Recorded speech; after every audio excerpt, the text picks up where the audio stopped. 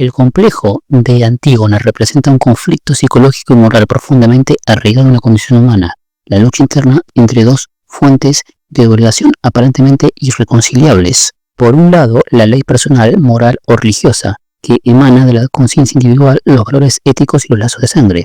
Por otro lado, la ley del Estado, la autoridad establecida o el orden político que exige obediencia en nombre del bien común y la estabilidad social.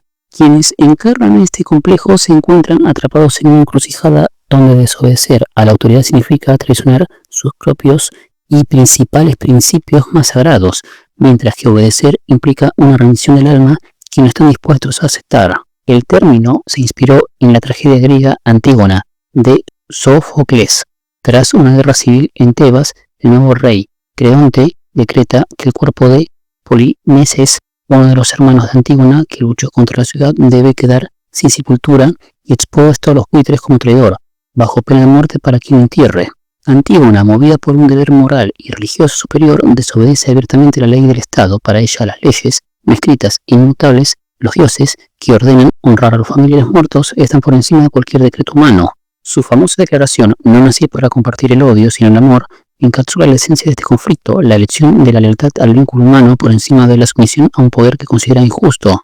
Psicológicamente, este complejo se manifiesta como una crisis de identidad y lealtad. La persona experimenta una angustia extrema al sentirse forzada a dividirse entre lo que la sociedad le exige y lo que la conciencia le dicta.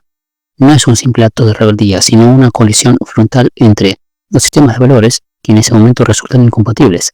La ansiedad surge de la certeza de que en cualquier momento esta elección conllevará una pérdida dolorosa, la de la integridad personal o de la pertenencia al grupo y la seguridad que éste le proporciona.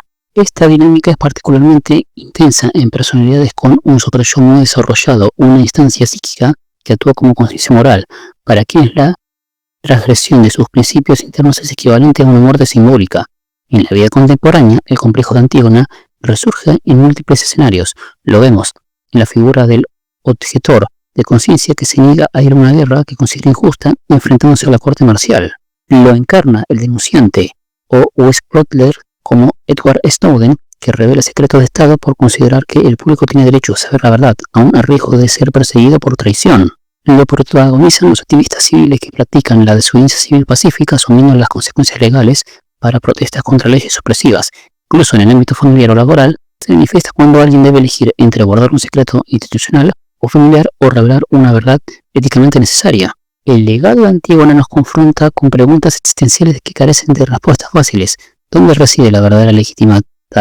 ¿En el poder del Estado? ¿En el poder establecido? ¿O en la conciencia individual?